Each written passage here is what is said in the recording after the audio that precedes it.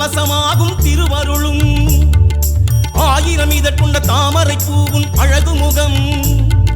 பார்த்தவன் நெஞ்சினில் பரவசமாகும் திருவருளும் நீ இருக்கும் இடம் எல்லாம் அன்பருக்கு ஆலயமே தாயே உன் வாசல் வந்தால் சந்தோஷம் உண்டாகும் தாயே உன் வாசல் வந்தால் சந்தோஷம் உண்டாகும் தாயே பத்ரகாளி